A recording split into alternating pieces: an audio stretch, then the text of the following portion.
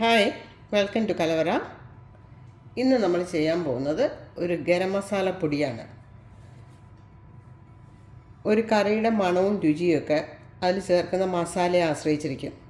നമ്മൾ ഗരം മസാലപ്പൊടി വീട്ടിലുണ്ടാക്കുന്ന അത്രയും ടേസ്റ്റും അതുപോലെ തന്നെ അതിൻ്റെ സ്മെല്ലും ഒന്നും കിട്ടില്ല പുറത്തുനിന്നും വാങ്ങിക്കുന്നതിന്. എപ്പോഴും വീട്ടിൽ പൊടിച്ചെടുക്കുന്നത് തന്നെയായിരിക്കും നല്ലത്. ഇനി നമുക്ക് വീഡിയോയിലേക്ക് പോകാം.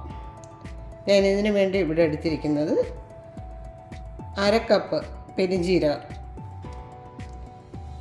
പട്ട അത് ചെറുതായിട്ട് നുറുക്കിയെടുത്താണ്, അത് 1/4 കപ്പ്, ഏലക്ക അതും 1/4 കപ്പ്, ഗ്രാമ്പുവും 1/4 കപ്പ്, പിന്നെ ഒരു ജാതിക്ക.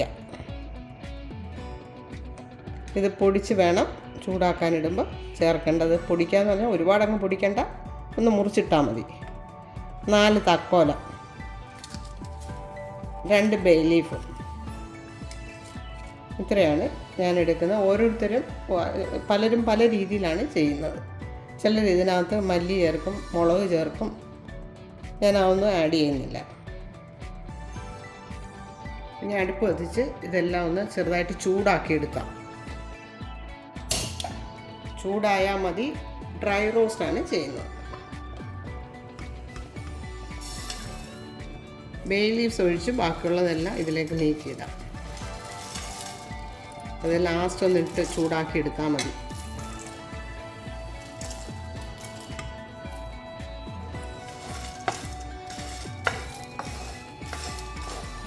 ഒരു ചെറിയ സ്മെല്ല് വരും, അന്നേരം അതങ്ങ് ഓഫ് ചെയ്യണം. ഒരുപാടങ്ങ് കിടന്ന് മൂക്കരുത്.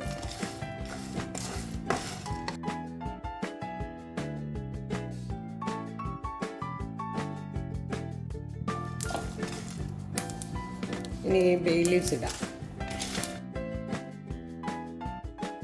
ചെറിയ മണം വന്നു തുടങ്ങി തീ ഓഫ് ചെയ്യാം. ഇത് മിക്സിയിലിട്ട് പൊടിക്കാൻ പരുവത്തിൽ തണുത്ത് കഴിഞ്ഞ് പൊടിച്ചെടുക്കുക. ഈ മസാലപ്പൊടി നിങ്ങൾ കുപ്പിയിലിട്ട് അടച്ച് സൂക്ഷിക്കണം. വളരെ കുറച്ച് നാളത്തേക്ക് പൊടിച്ച് വയ്ക്കുന്നതായിരിക്കും നല്ലത്. ഞാനൊരു 3 മാസം വെച്ച് പൊടിച്ചെടുക്കാറുണ്ട്.